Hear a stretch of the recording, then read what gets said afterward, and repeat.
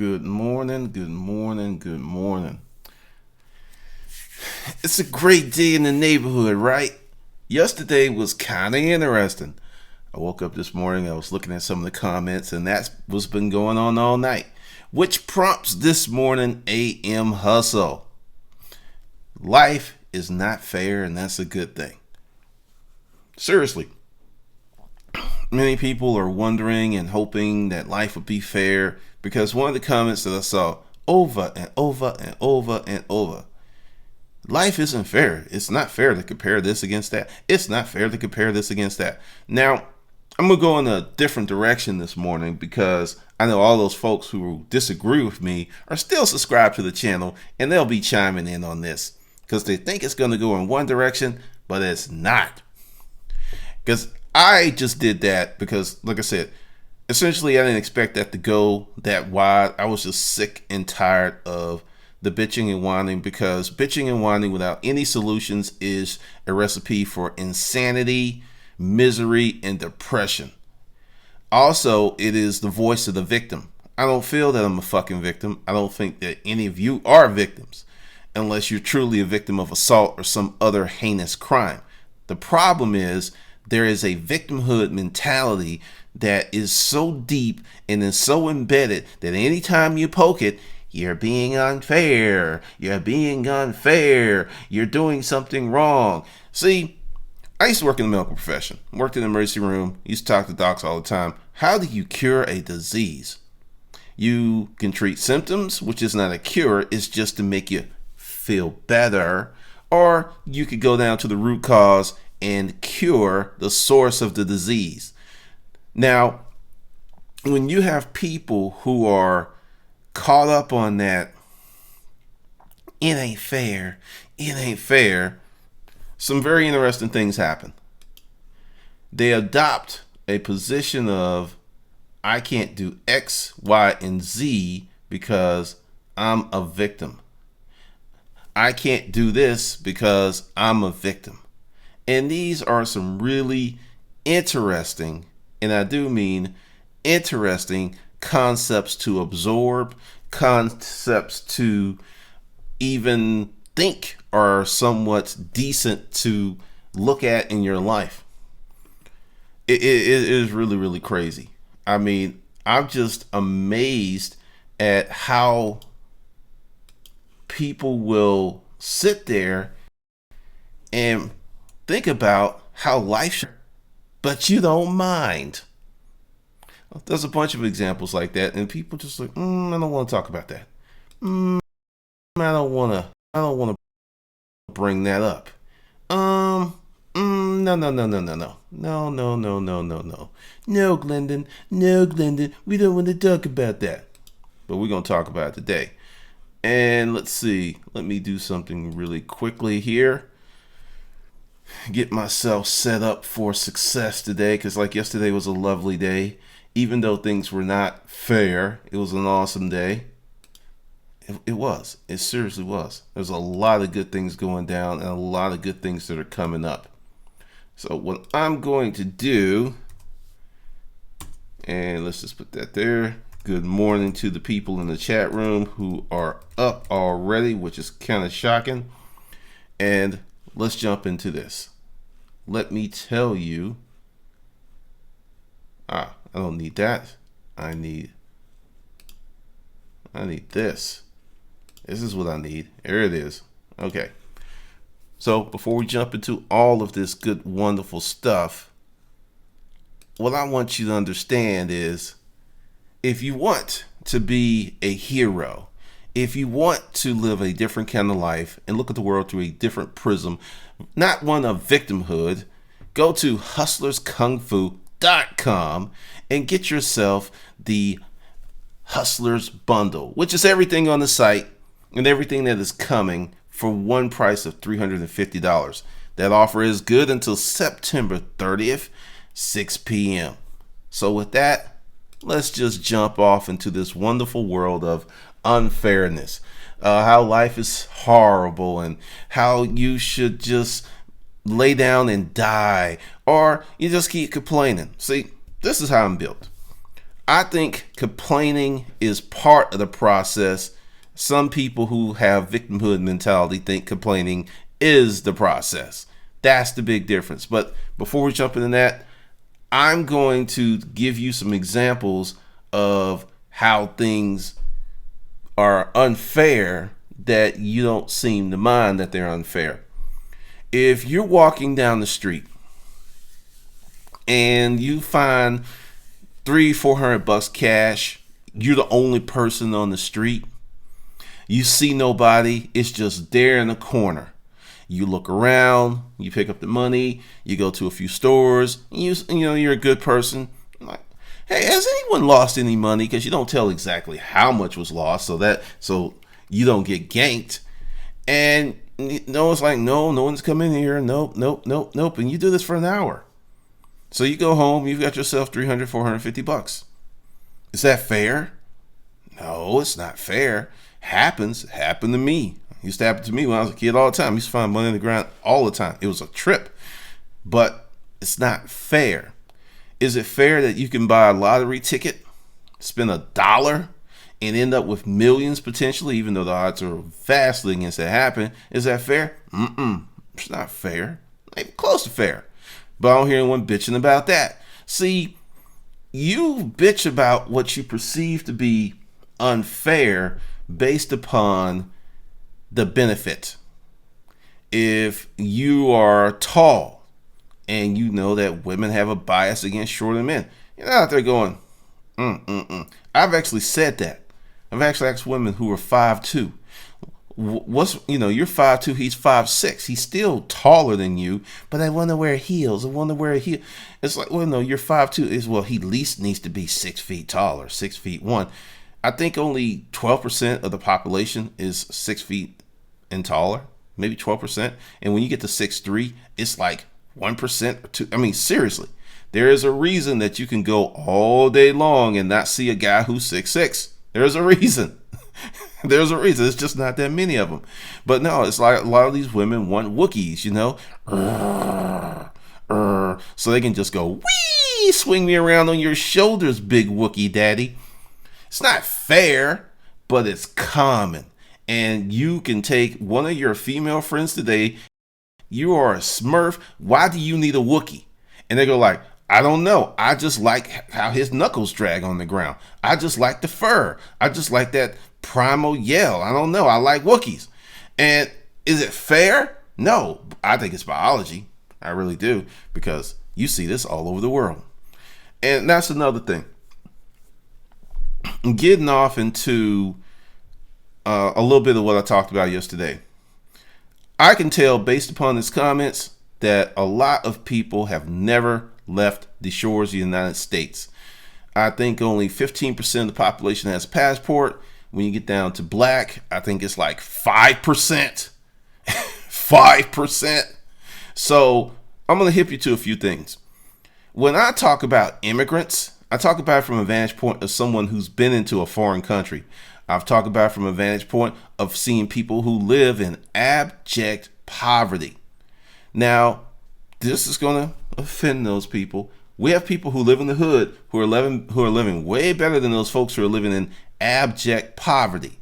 We have East Asians, Indians who come over here who are living in abject poverty. We have Asians who are living in abject poverty. Abject poverty is you don't have running water, you don't have electricity. There are some places such as the Philippines, Thailand, where the grids just go out for a few days.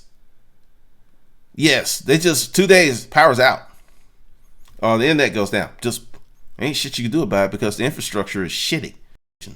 And if you grew up in America and you're of the age of 15, 20, 25, 30, 40, 60, you haven't experienced that shit. You haven't. So look, going back to the fair argument, is it fair that you're in the United States of America? You have all of these opportunities. You have the ability to do so many things, yet some person who comes from abject poverty can come over here, not know the language, and within 5 to 10 years be ahead of your ass. Now, one of the reasons that I'm able to do this stuff is I took note of my Hispanic brothers who used to work for me when I had the storage auction business. I looked at the work ethic. I looked at the family structure, because this is how it would go.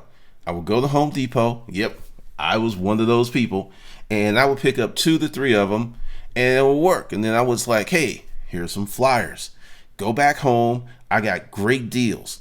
Then they would come on the weekends, spend the money that I paid them with me, the circle of money. Then they would bring their friends. They would bring their fans, their families. They would come in busloads. I remember one time, this one dude I picked up. Oh my God. He comes with his family, and they are 3 vehicles deep. I paid him that week maybe $500, and I know they spent at least $1,500 the first time they came, and they came back again and again and again.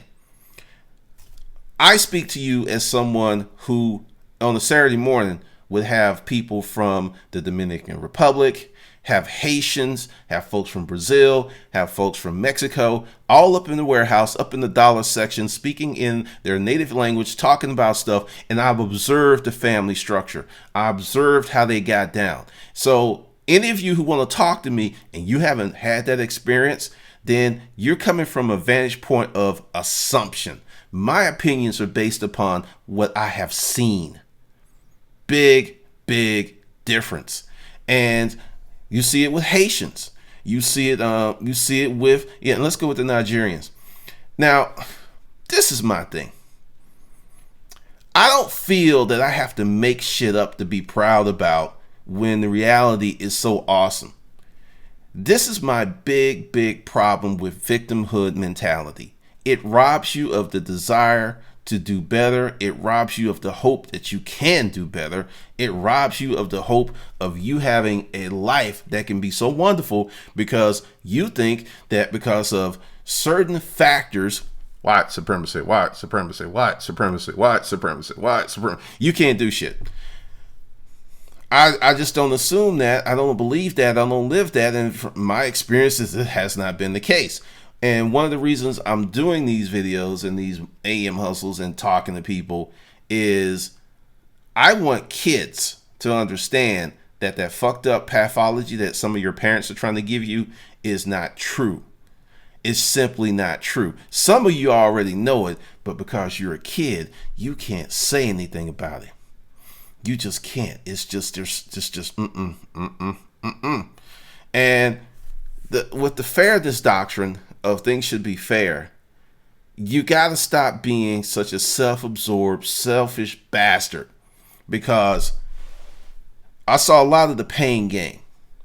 If you study history, well, the folks in the hood don't know. They've got this pathology. You can't blame them. I'm going to talk about my journey, something I know very intimately. When I was stuck on black folks' pathology, I had some really jacked up thinking, because my mother did this. And I think that's one of the reasons she died. She was ashamed when she died, because the last week of her life wasn't the best one. She had 3 kids, 3 different men. And she would never tell me who my father was. Wouldn't tell me, just wouldn't. When I found out, it was so dastardly. No, she wasn't raped or nothing like that. It's just, it explained a lot. It explained a ton of stuff. But due to that whole thing and listening to people, I kind of had that, well, there's no father around. And I was ignoring some stuff because we were poor, but compared to many people, I had a very good upbringing. And then one day I just was in the boarding house, and I'm just like, you know what? You got to let this shit go. It ain't going to happen. She's never going to talk. You got to define your own path. You cannot go ahead and say, well, because this wasn't there, or you didn't have the quote biological father figure in your life. And I will also say, I never blamed my father. Somehow, just intuitively, I knew that, she confirmed that it wasn't his fault. He didn't even know I existed. That's some shit she did. And I just let that shit go. and that was around 32. And from 32 up to now, life just got on this upward trajectory. What I'm saying is, if fathers are extremely important, and if you don't have one, or your mother is not trying to hook you up with someone, go out and find yourself some male mentors. Go out and do it. Your mother may actually try to prevent you from doing this because, quote, masculine men are supposedly dangerous. That testosterone is just going to whip out their nuts and do something, bitch slap you or something like that. And it will make a difference, because I had a ton of male mentors. I had my grandfather, Mr. Giles, Mr. Glover, Mr. Jones, who really looked after me quite a bit. There was a ton of men in my neighborhood that I got to see and be around and hang with and listen to. And a lot of kids aren't even getting that. But when I let go of the victimhood mindset, I replaced it with a success mindset. And you cannot have a victimhood mindset and a success mindset at the same time. You can't. And I saw a lot of victimology. I said, oh, it's unfair. Because this is the thing. You cannot turn back the hands of time. You cannot turn back the clock. You can't change anything that happened before the day is September 10th. Anything that happened before September 10th, going back, you cannot change. You cannot undo. There is no time machine, as much as some people wish there was. You can't do that. It's over. It's done. So you got to take this vantage point of, I'm going to control my future. I'm going to put together some things that will enhance who I am, will make my life better, will create this wonderful, awesome experience for me. You got to take that look. And as long as it's like apologies that, we're fine the way we are. So what if Uncle Glover rapes all the girls in the family? Shh. We just ain't going to talk about that. But our family structure is fine. That happens, unfortunately, a lot in families. A lot. And the reason it happens is because people are cowards and nobody wants to address Uncle Glover or to beat the fuck out of his molesting ass. And it goes on. And then the little girls who are abused then in turn later on become abusers, because that's how the pathology works. And it's really, really sad. But you have people who cling and hold on to those dysfunctional family pathologies and will scream loud and proud if you address them, even though in their little heart of heart, they know it's fucked up. They just know it's fucked up. You cannot, like I will say, you cannot have a success mindset and a victim mindset at the same time. And there's a lot of people with this victim mindset, because if you don't understand the deal with class, you are really missing the big point. And I'm just going to break it down to you, and I ain't talking about myself. My kids are not going to be around some trashy little dirty little kids. Now, unfortunately, it's not the kids' fault that they're trashy and dirty. It's their parents' fault. Parents who have freshly scrubbed little kids who speak English, the Queen's English, whatever the hell you want to call it, properly, do not want their children around kids who do not. They don't. And this is why. You spend more time as a kid with your peers than you do with your parents. And unless your parents really, really have a good control of your environment and make sure that you're exposed to their values, what they want, it is very easy for you to be contaminated by that other stuff, because you're a kid and everything that your parents don't like is super cool. But this is not a black thing. I mean, seriously, look at who hangs out with who. Look at, I mean, it's just, you are who you are by association. And you got these folks who are thinking that the ghetto lifestyle is cool, the hood lifestyle is cool. We make it do what we do. We repping whatever numbers. And are you building institutions? Mm-mm. Are you building family legacies that contain some money somewhere? Mm-mm. But we repping hard. And part of this class thing, which is so important, because, and let's look at the existence of the poor person in America. And being poor in America is one of the most expensive things that you can do. I mean, it's crazy expensive because of the cost of everything. You have everything you do is more expensive. You don't have a car, you have to take the bus. You have to take the bus, cabs, Uber. Everything is more expensive. You have less time and an extremely high stress threshold. You're always stressed out. Everything is a life and death decision. You have bills. Do I pay the power bill or do I buy food? They're both equally important. So you call up the power company, you make a deal with them, and then you go to the store and you get as much food as you can for your little dollars. That, for some people, is a generation long situation that happens from generation to generation to generation to generation. If someone in the family doesn't become an entrepreneur or change the family structure, those generational cycles are going to keep repeating, and you've got those cycles repeating. And there's this. Hold on, wait a minute. This is just funny. Hold on a second.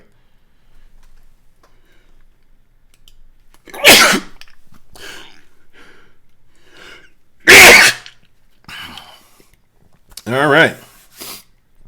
At least I hit that. Good grief. All right, let me find it.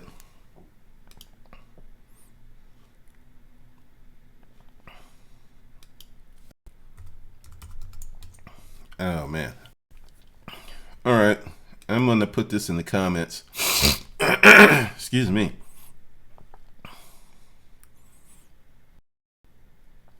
This is over in the UK.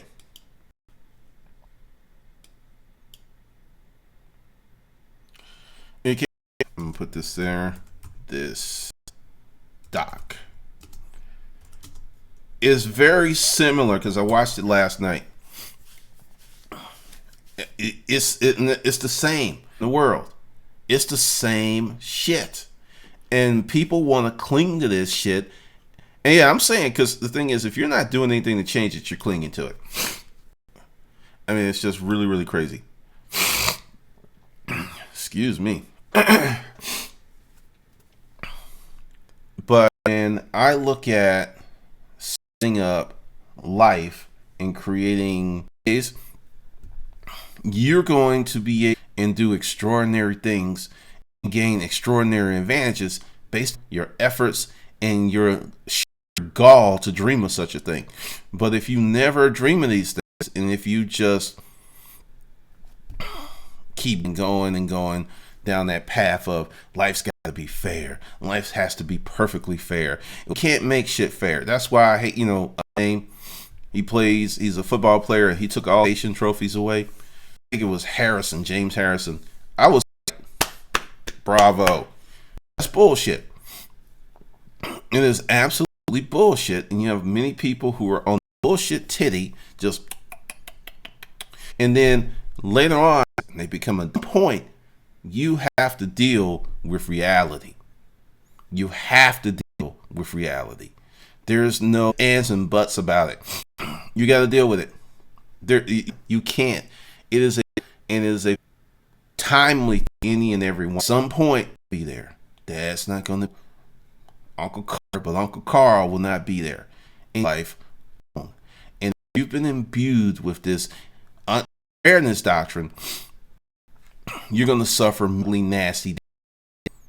Life's not fair. Get over it. Let it go. Sometimes it's going to work in your favor. And I know, there's this thing. When it works in your favor, do you give those results? Go put them back in the pool? That was unfair that. So I'm going to pool so we can all have it. No, you're not. You're going to like, that was really good. I like that. I want more of that. Give me some of that more unfairness in my favor stuff. And you will have people doing that. You will have people going on and on about that, which is really interesting when you look at the number of folks who on any given day will, this is versus creating better circumstances. Just really will. I mean, it gets to be really, really crazy. But how is life not being fair a good thing? If you start a business, and I can promise you this, you start a business and you continue to push, at some point, you're going to push through. And at some point, I mean, seriously, you'll be able to make more money in a month than most people make in a year.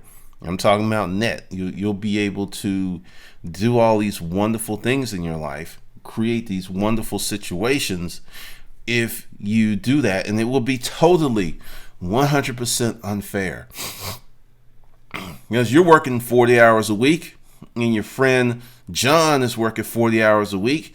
You make, $180,000 a month. John makes $4,000 a month. That's your boy. That's your dude. You talk, you hang out, but he can't do the shit you can do. Is that fair? Usually you get the drinks because he's pressed, and that's your boy, and you don't care, and you never bring it up because they make him feel bad. But it's not fair. It's just reality. And it could be your reality if you let go of the victimhood mentality of this thing that's got to be fair, that feeling that shit's unfair is not going to change shit.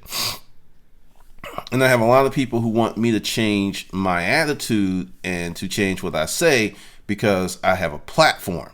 That's really the issue, because there's a lot of people who feel just as I do. And a lot of them chimed in yesterday on that AM hustle. The problem is, you see, the thing is, I've been saying this stuff since 2009. For those folks who've been around that long, they know this to be true. This message has not changed. What has changed is my reach. That's the issue. Because now it's like, wait, long as I had 500 subscribers and was talking about this, nobody cared. Now I have 31,000 subscribers, and when you look at what YouTube is doing, the reach is much larger than it used to be, because I'm seeing how they're recommending videos. They're changing a lot of stuff, and it's deeper than the 31,000. It's much deeper, because last month I had 303,000 views, and out of the 300,000 views, 250,000 were not subscribers. So last month I had a reach of 250,000. Yeah. That's the problem. That's the problem. Not what I'm saying, not who I am, because it's not that's the problem. And people feel that I should, quote, the black family code of we po, we's black, and we's fucked. Master, give us some corn. Give us some. I just want. Don't have to be a good mule. Don't have to be a good mule. Give me a broke down egg, the mule. I'll take anything, master. I'll take anything. I'm not towing that fucking subservient bullshit mealy mouth. No, you shouldn't either. You don't have to do that. It's not. You don't have to. You don't have to. And I think, based upon the results of yesterday, and then probably we'll see in the future, there's way more black folks who think like me than that whole entitlement, victimhood bullshit. Because you cannot be a hero with a victimhood V on your chest. I'm a victim. My daddy wasn't there. My mama wasn't there. At some point, you 10, yeah, that's a fact. That's real. You 16, that's real. You 20, that's real. You 32, you're fucking loser. At some point, you're going to have to put on your adult pants, your adult boxers, your adult panties, and be real about that. It's just like, that didn't happen, but I'll be the new person in the family to create a new family tree, a new structure of love, of security. I'll be that person. Someone's got to be the person on the white horse. Someone's got to take that step, and it might have to be you. Just saying. All right, for those of you who have stuck around to the end, I'm going to talk about some fun stuff. Hold on a second. All right, I'm going to make this offer, and let's see. What I'm going to do, I'll figure it out. I'll put in an annotation of some once this renders. Yeah, I think you need to see it. Now, a lot of people who've asked me, what is your best deal for both platforms? Because there's more than one plus platform. There's hustlerskungfu.com, and there is the Hustler Mindset Project. And people are like, hey, well, of course, how can I get everything? Well, I'm about to make you a deal. And I'll put this out on the email list in a little while. So this is my new platform, which I love. And this is what I'll do. I'll just put that there. And we'll put that there. That's the discussion lounge. The podcast is coming soon. You'll get that first before anyone else.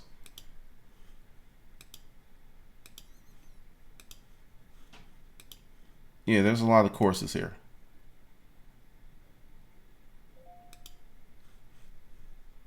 I've got to update some. I'll do that probably next week because this has been a super busy week. Yeah, like I said, there's a lot. There's quite a bit.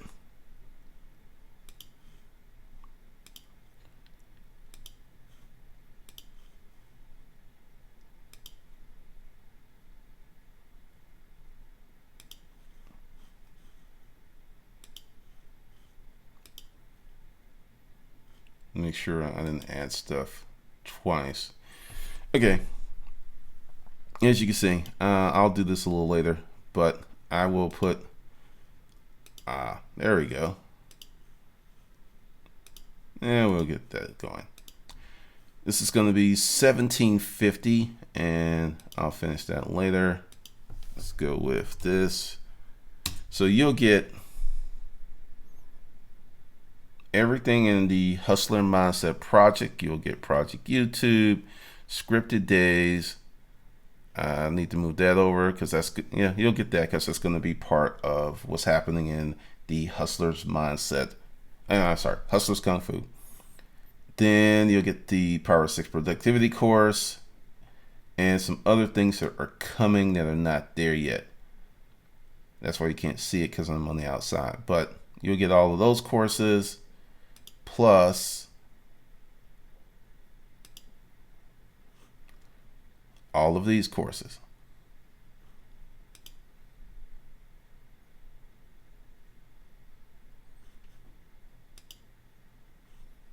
And there it is. So I will do an annotation or a link, and you can get that if you want it.